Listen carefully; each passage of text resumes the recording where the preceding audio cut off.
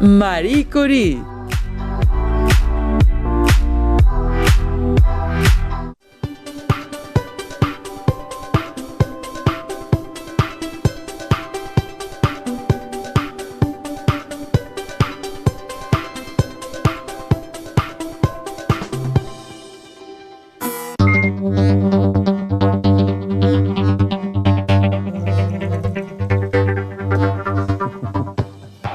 Bienvenidas y bienvenidos, estudiantes de segundo grado de secundaria. Me da mucho gusto que nos acompañen en esta sesión de Aprende en Casa para la asignatura de Ciencias Física. Mi nombre es Enrique Rodal y en esta ocasión nos acompaña una mujer cuyas aportaciones a la física y la química cambiaron el rumbo de la humanidad y contribuyeron al inicio de la física médica.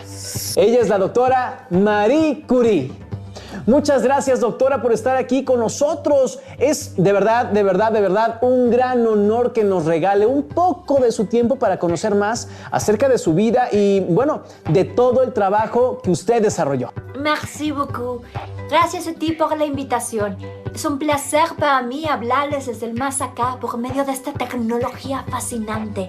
Pero les envío un cordial saludo a todas y a todos los que nos acompañan desde sus hogares. Me he enterado que en este momento la humanidad está pasando por una pandemia, por lo que hago un llamado a que todas y todos extremen las medidas sanitarias. Veo que está, muy informada y esos consejos son muy buenos. Ustedes que nos ven desde casa, no olviden usar cubrebocas, lavarse constantemente las manos y, si es posible, permanezcan en sus casas para que pronto lleguemos al semáforo verde y regresemos a nuestras escuelas.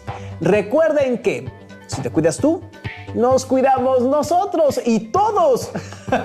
Alumnas y alumnos, tengan a la mano su siempre confiable cuaderno, lápiz o bolígrafo para que tomen nota de lo que a su consideración sean los aspectos más relevantes de la vida y obra de nuestra invitada de lujo.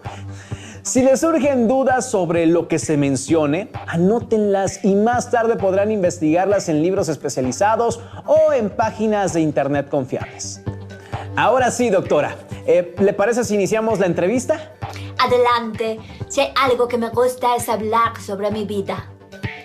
Bueno, pues tengo entendido que usted fue la menor de 5 hermanos y que nació en Varsovia a mediados del siglo XIX. Cuéntenos, ¿cómo fue su infancia? Podría decirte que fue una infancia difícil. Nací el 7 de noviembre de 1867 en Varsovia, que es la ciudad más grande de Polonia, y desde 1596 es reconocida como la capital de este país. Mis padres me llamaron Marie Salomea Sklodowska. Entonces, a ver, resuélvame esta duda. ¿Su nombre no es Marie Curie? No, ¿cómo crees? El apellido Curie lo adopté al casarme con Pierre Curie. Ah, ya veo. Bueno, doctora, ¿ellos son sus padres? Así es, mi madre Bronislava Mariana Boguska y mi padre Vladislav Josef Sklodowski.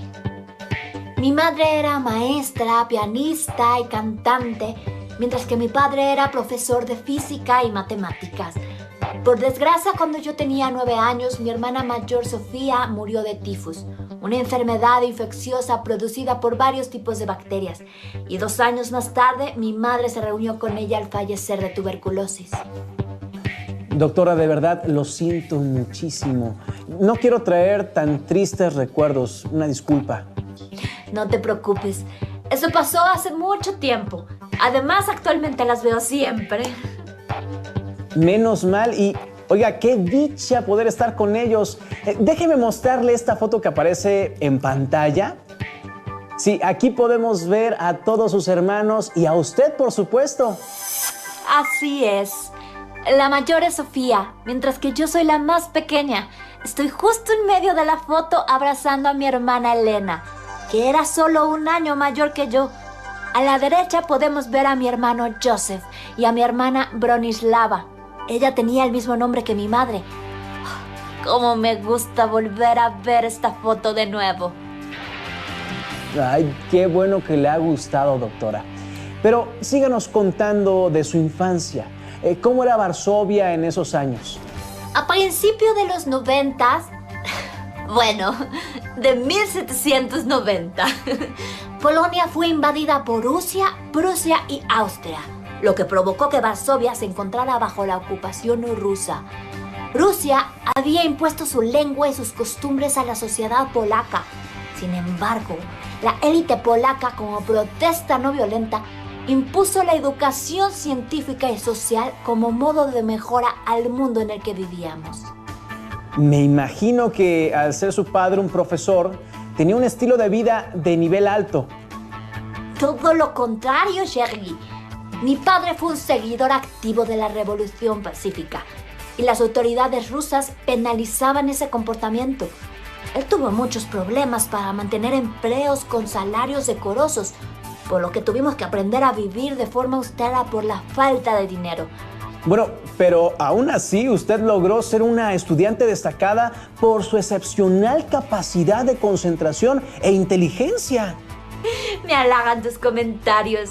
Gran parte de eso se lo debo a mi dedicación y a la dedicación de mi padre. Cuando las autoridades rusas prohibieron la enseñanza en los laboratorios, mi padre nos llevaba el material necesario para realizar experimentos en casa. De ese modo aprendí física y matemáticas. Oiga, entonces siempre estuvo en contacto con la ciencia. Claro, ayudada por su padre. Tienes razón. Desde muy pequeña me di cuenta que mi vocación eran las ciencias. Tengo entendido que a los 15 años logró graduarse con honores de la secundaria, como la mejor alumna de su clase. Pero no pudo cumplir su sueño de seguir estudiando en Polonia. Cuéntenos, ¿a qué se debió eso? ¿Qué pasó? En esa época, en Polonia estaba prohibida la entrada de mujeres a la universidad. Y desafortunadamente mi familia no tenía los recursos económicos para costear mi educación fuera de mi país.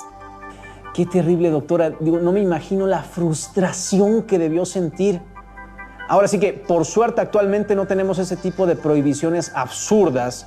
Todas y todos podemos acceder a una educación sin importar nuestro género. En verdad, me emociona mucho que cualquiera que lo desee, con un poco de esfuerzo pueda cumplir sus metas. Bueno, y regresando, sígame contando más, doctora. ¿Por qué esas situaciones no truncaron su camino? ¡Claro que no! Pero sí me tomó algunos años más. Mi hermana Bronislava y yo hicimos un pacto. Yo le ayudaría a pagar sus estudios de medicina en París y después, cuando ella hubiera terminado, me ayudaría a pagar los míos. Trabajé durante 8 largos años como institutriz. Y ese tiempo parecía eterno. ¡Qué increíble pacto, doctora! ¿Y en esos 8 años siguió instruyéndose en sus áreas de interés? En mi tiempo libre estudiaba matemáticas y física por mi cuenta. Además, existía una de las llamadas universidades flotantes, que eran creadas clandestinamente por profesores polacos para ayudar a los que no podíamos estudiar por la opresión rusa. Disculpe, cuéntenos, cuando su hermana concluyó sus estudios, ¿sí le ayudó a cumplir su sueño? Sí, y ella me ayudaba con lo que podía. Pero también pude conseguir una beca. Y a los 24 años entré a la Facultad de Ciencias Matemáticas y Naturales de la Universidad de la Sorbona en París. Fíjese que por aquí tenemos una foto suya. A esa edad, déjeme mostrársela. ¡Ay, qué buenos recuerdos me trae! Yo era muy tímida. ¡Ay, pero mira mi cabello! Nunca supe peinármelo. Aunque llamaba mucho la atención por ser la única mujer y por mi forma austera de vestir.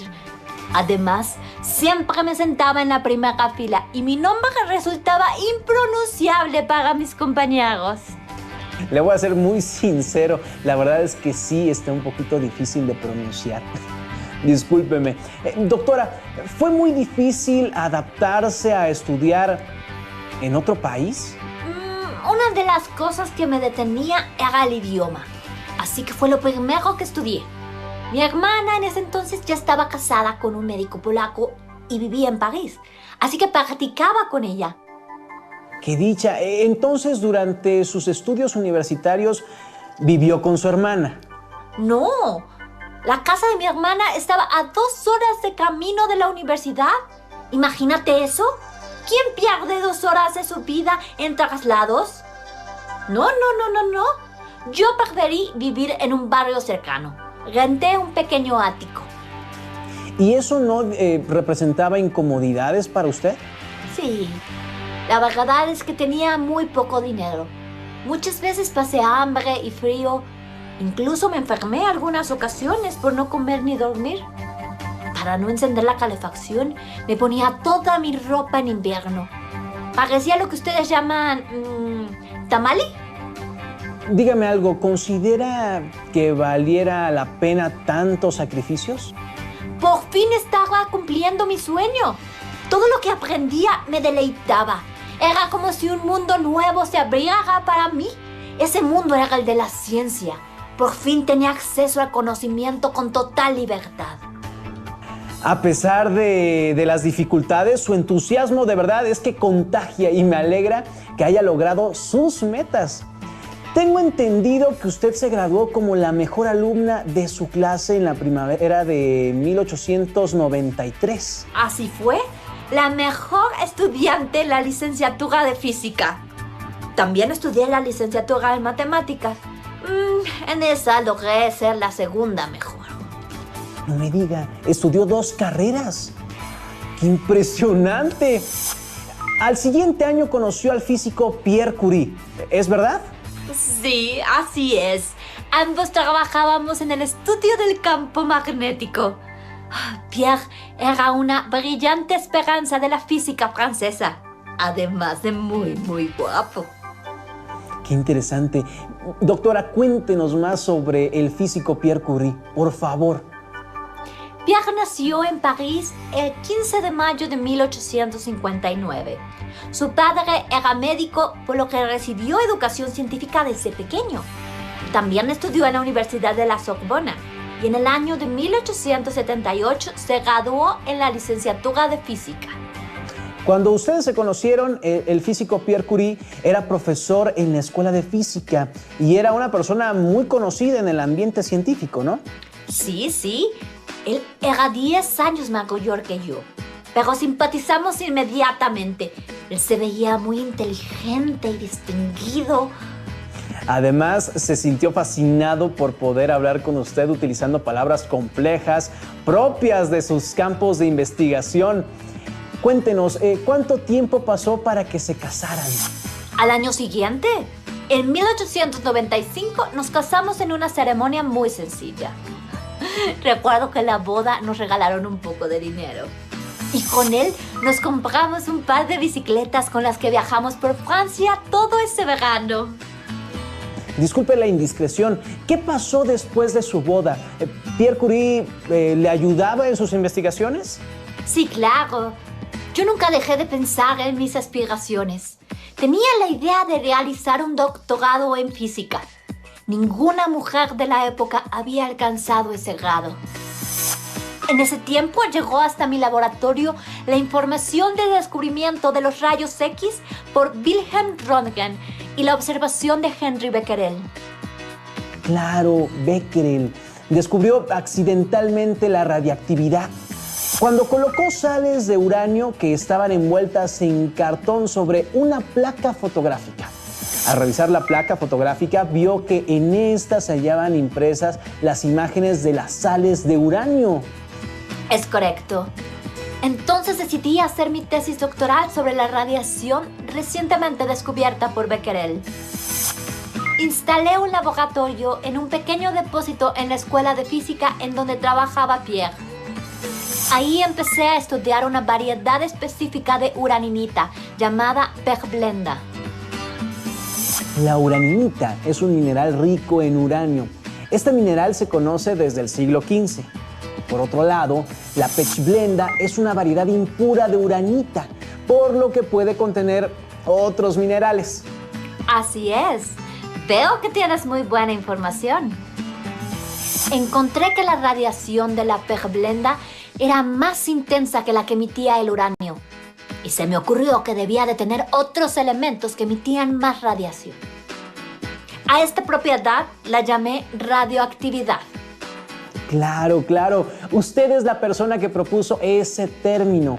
Dígame, doctora, ¿qué conclusiones obtuvo de su investigación sobre las propiedades radiactivas de la pechblenda?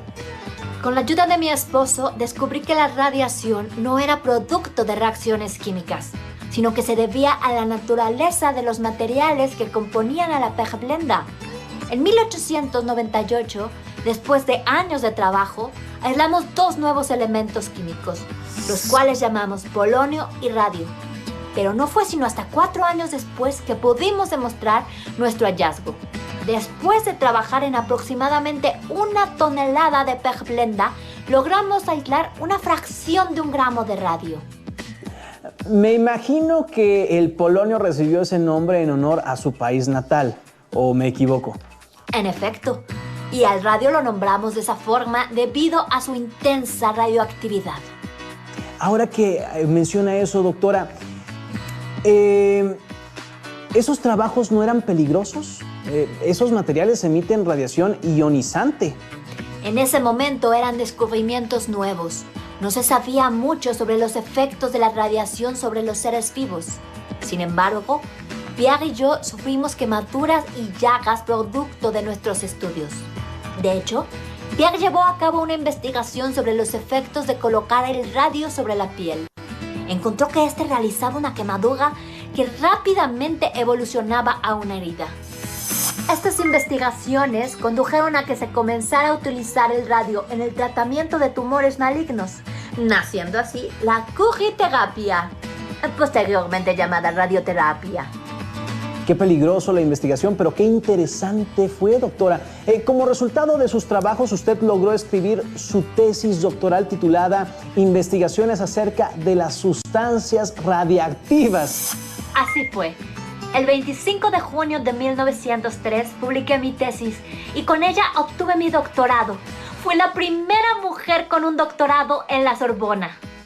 Y en ese mismo año se anunció que usted, su esposo Pierre y Henry Becquerel habían ganado el Premio Nobel en Física por sus investigaciones sobre el fenómeno de la radiación. Debo decirte que en un principio la Academia Francesa solo había nominado a Pierre y a Henry, haciéndome a un lado por ser mujer. ¿Y qué fue lo que los hizo recapacitar? Pierre insistió que yo debía compartir ese honor y logró convencerlos. Gracias a eso, usted se convirtió en la primera mujer en ganar un premio Nobel.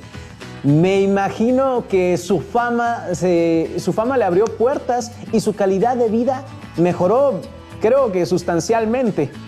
Ganar el premio fue una gran felicidad para nosotros. Pero nuestra vida no cambió mucho. Pierre y yo seguíamos viviendo de forma modesta. Y las cosas se apretaron más con el nacimiento de nuestras hijas. Mira, en esta foto estamos Pierre, mi hija Irene y yo, en el jardín de nuestra casa. Qué hermosa familia, doctora. Una pregunta, cuando publicó su descubrimiento de los nuevos elementos, su hija mayor, Irene, ya tenía 1 año, puesto que ella nació el 12 de septiembre de 1897, ¿o me equivoco? Sí, y cuando mi pequeña Irene tenía 7 años, nació Ir, el 6 de diciembre de 1904. Y aunque su llegada fue muy esperada, afectó nuestra situación económica. Cierto. Pero a pesar de esas dificultades, decidieron no patentar los resultados de sus investigaciones. Díganos, ¿a qué se debió eso? Pierre y yo platicamos sobre la importancia de publicar nuestros resultados, para que cualquiera que quisiera seguir investigando al respecto lo pudiera hacer. Podríamos decir que optamos por la pobreza para contribuir a que la ciencia se siguiera desarrollando. Recuerdo haberle dicho a Pierre que hacerlo de otro modo sería imposible, contrario al espíritu científico. Y también en ese mismo año, 1904, su esposo Pierre Curie fue nombrado como titular de la Cátedra de Física en la Sorbona de París. Supongo que ese hecho les ayudó un poco, ¿no? Fue una noticia que nos llenó de alegría. Sin embargo, esta duró poco tiempo. 2 años después, Pierre falleció al ser atropellado por un carruaje. Yo quedé muy afectada. Él era mi compañero y yo lo amaba profundamente. Siento mucho lo que sucedió, doctora. Ahora usted tenía que hacerse cargo de dos pequeñas sin el apoyo de su esposo, claro. ¿Cómo logró compaginar la crianza de sus hijas con su trabajo en la investigación científica? La verdad es que me refugié con mucho más ímpetu en mis investigaciones. Afortunadamente, mi padre y mi tía Emily me ayudaron con mucho gusto a cuidar de mis hijas mientras yo trabajaba en la universidad. Tengo entendido que sus hijas tuvieron una educación ejemplar, pero que no asistían a las escuelas de París. ¿Por qué tomó esa decisión? Yo no estaba satisfecha con el nivel de calidad de las escuelas parisinas en la época. Fue por eso que mis hijas recibieron su educación principalmente en el hogar. Conseguí a distinguidos académicos que les daban clases, cada uno en su área de especialización.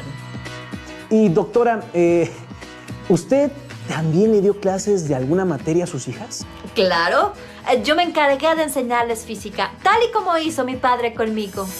Quizá por eso fue que mi hija Irene desarrolló un gran interés por la ciencia. Era una niña muy buena en las matemáticas. Bueno, tan buena que también recibió un premio Nobel junto a su esposo Frederick en 1935 por sus trabajos en la síntesis de nuevos elementos radioactivos. Y dígame, doctora, ¿en qué área se especializó Eve? Ella se decidió por las artes.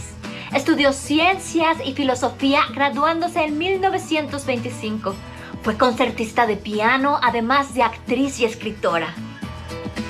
Sin duda, cada una de ellas triunfó a su modo.